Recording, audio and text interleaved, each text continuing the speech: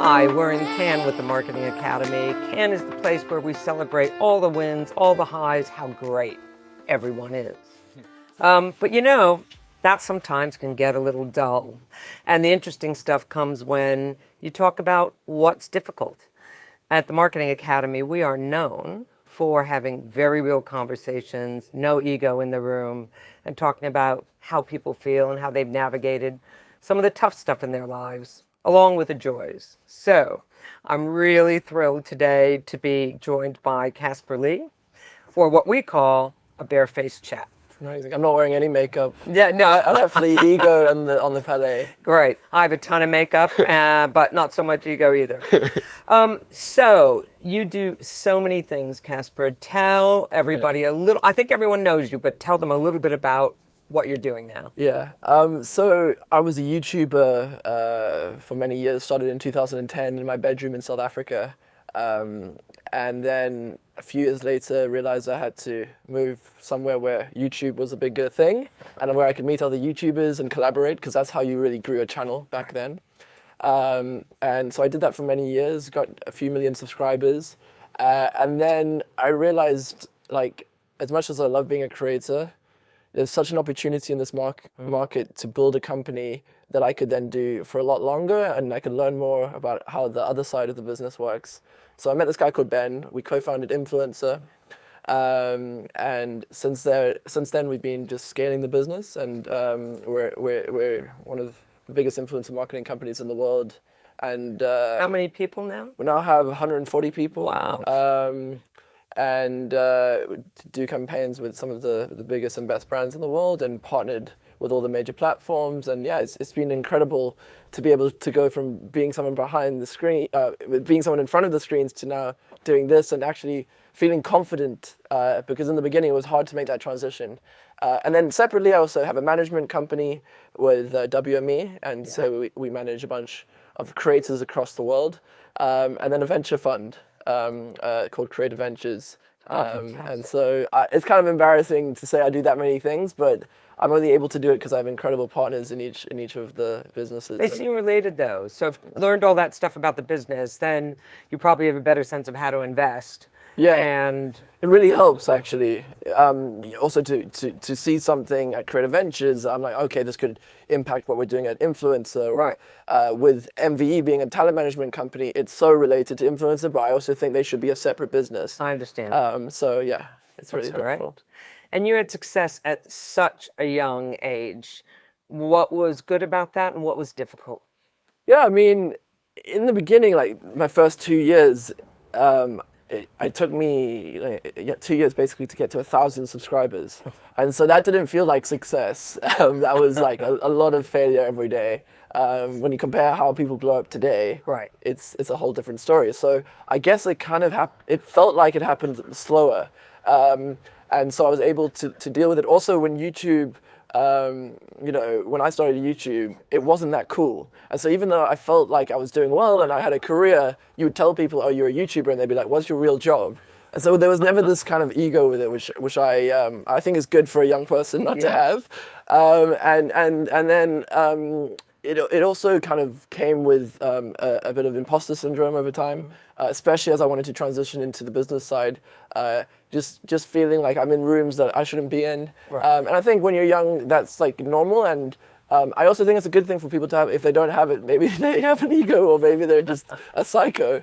But I think it's a really, really good thing to have, but also really tough. And it led to a lot of anxiety. It led to me saying no to a lot of things I maybe should have done. But really realizing recently that things that make me scared are things like I should push towards. Yes. And then as soon as I've done them, I buzz for like a few days, and I just have to keep doing it now. And how did you manage that anxiety? And does that lead to any advice you'd have for people who, it's so prevalent, people dealing with anxiety? Yeah, so I mean, I was lucky enough to have a family who understand mental health quite well, and I didn't actually have anxiety when I was younger, so I didn't really know what it was. What I had was Tourette. I have Tourette's syndrome, and it's very linked. A lot of people with Tourette's have anxiety, OCD. All of these things kind of unfortunately come together. But at first with an anxiety, I didn't really know how to deal with it. And what I would try and do is like, as soon as I felt anxious about something, I just wanted it to go away. Right. And that kind of makes it worse because you're just thinking and you're like, oh, I need to avoid this because I want it to go away. I don't want to feel bad. And I, eventually was able to go and seek help. And, it wasn't an overnight process, but over time I started to do things slowly that I didn't want to do, and that they made me anxious. Yes. And over the last 2 years, it's just improved so much. But I always know it could be there. Yeah. And that's part of my life, but I've got great things as well. So Yeah, it's fine. But you have ways to cope with it, and you'll figure it out. Exactly. And it's crazy going back to what I said earlier. I didn't know what it was originally, and so I had great friends who were like scared of going to a party. Right. And I was like, how is that possible? Like, how is that possible? And I think it's what with me going through it, at least there's like an empathy now that like I was even too scared to go for like a lunch with my mom, because I was like, I don't want her to think I'm anxious.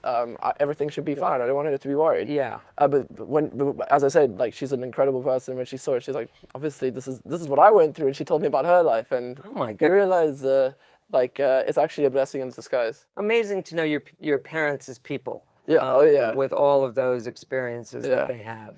Yeah, that's another thing about I'm now getting into my 30s, and it's just like we're just friends now. It's a great transition to have. Was there a particular setback? I think sometimes we learn more from our setbacks. Was there a particular setback you felt you really learned from?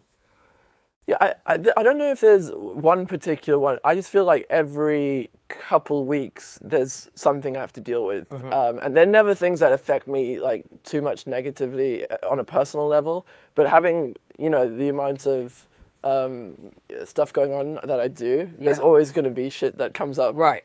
And so, it's something, there's nothing in particular that stands out. But I've learned really now to kind of not take things as seriously as I used to, and hopefully that continues to happen as I get older. I heard that's one of the great things about getting older. You don't take everything as seriously. It is true. I hope that's true. It's really true. Good. And so in school, again, going back to kind of the Tourette's thing, like that was really tough because teachers used to like make me sit outside the class, and they didn't really understand it. And I think that probably had an impact. But actually, it also made me kind of, spend more time on my computer, because I didn't want to like always be around loads of people, because I was embarrassed of what was going on, and that led to YouTube. So sometimes these setbacks as well do lead to positives. Yes. That you have no idea how amazing they can be. At the time. Yeah. I'm amazed at many things about you, but one of them is to go from being an individual creator, an artist, to leading a company. So you've got 140 people in just one of your companies. Just tell me a little bit about that journey of leadership, and what you found difficult, what you found easy. Yeah. So I used to think that we as the leaders needed maybe to have the smartest answers to the questions, but actually we just need to be asking good questions. Yes. That's our job. I also realized that, hiring is probably the most important thing we can do in our business. So glad you know that. Yeah, especially at an agency where you are working so hard for your clients. Yes. You need to have a culture of just like people who care. Right. And you can't do that on every level if you don't make the right decisions at the top. And those decisions at the top then come down.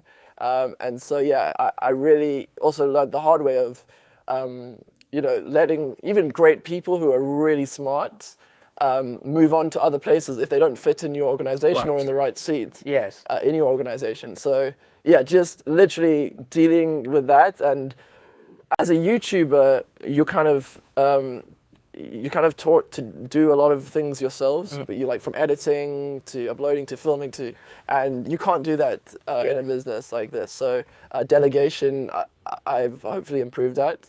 Not micromanaging, knowing that not everything needs to be perfect all the time, but as long as the ship's moving in the right direction, those sorts of things. And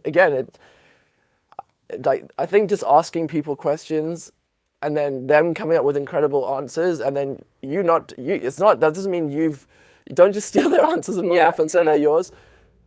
value them for their answers, but if you take that and it's not the right thing to do, you got to own that mistake as well, right? Absolutely. So you kind of have to give them the credit and take the negative. Yeah. I think that's really useful. Completely.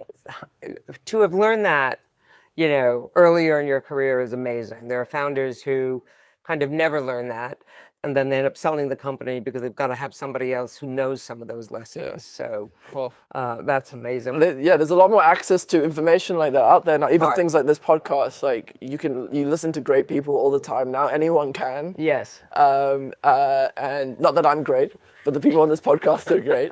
And there's so much of this information you can just use, but we're living in a world now with so much, and that's awesome. Yeah, but you have to slow down and take the time to understand it, or speed up and find a way to, for me, to consume the content, to have 100%. that.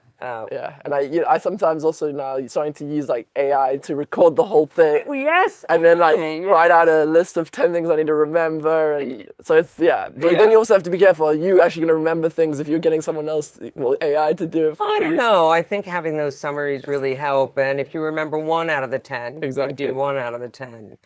So culture in the company, it is great to hear.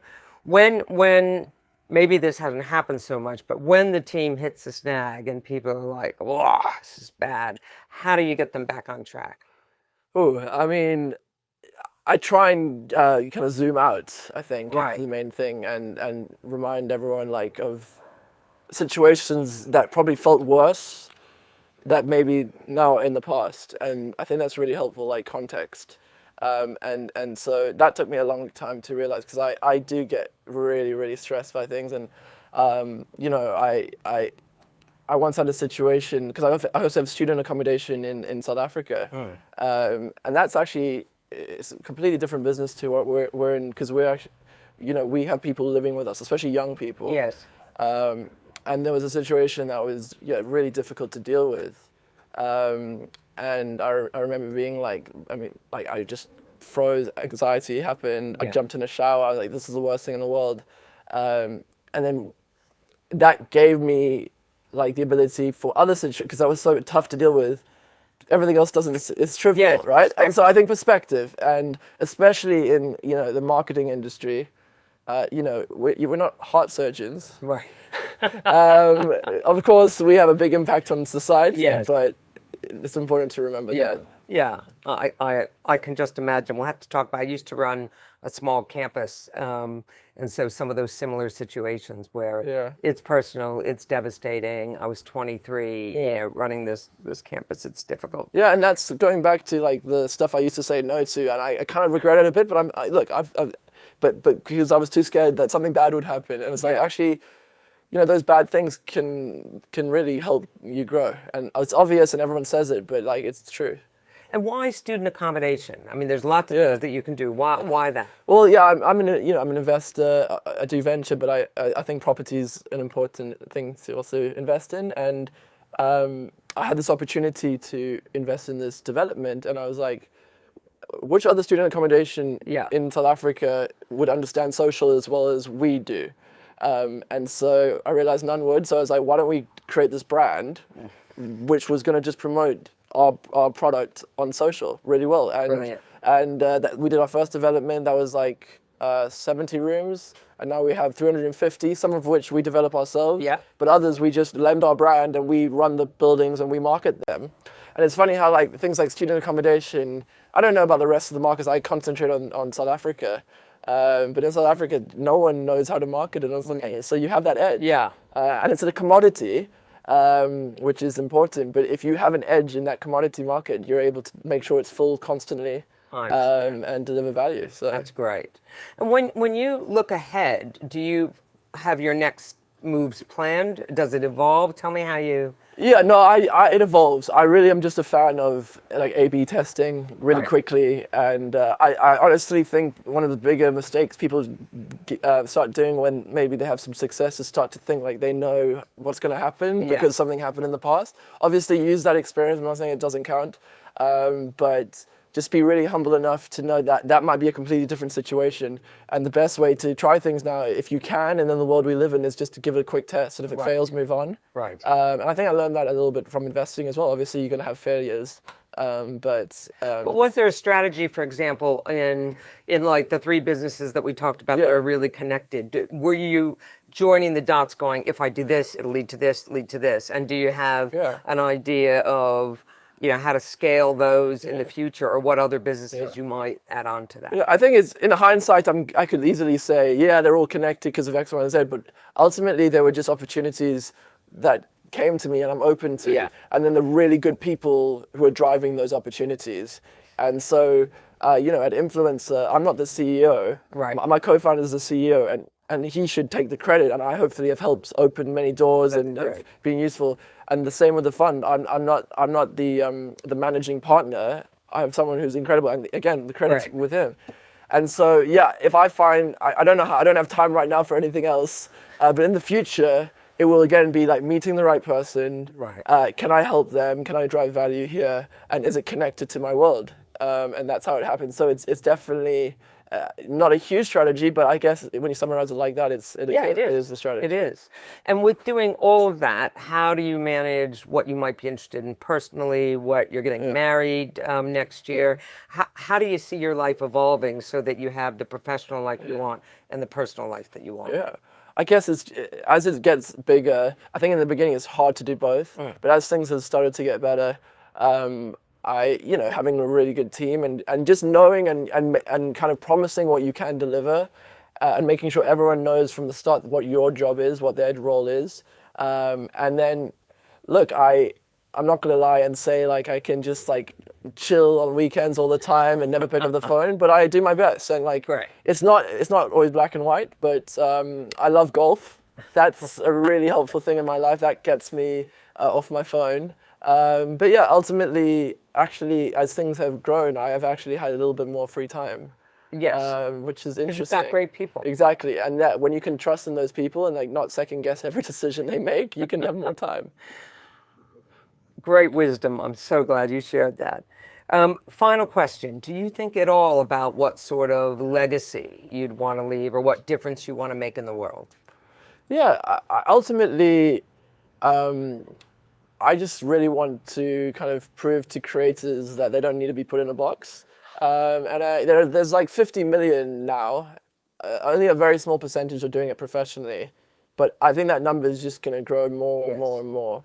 Every young person wants to be a creator, and I hopefully can set a good example, because I think there's like a certain narrative for influencers sometimes, like maybe they're lazy or they're superficial. But 99.9% of them I've met are just incredible, cool people, and hopefully I can be part of that narrative.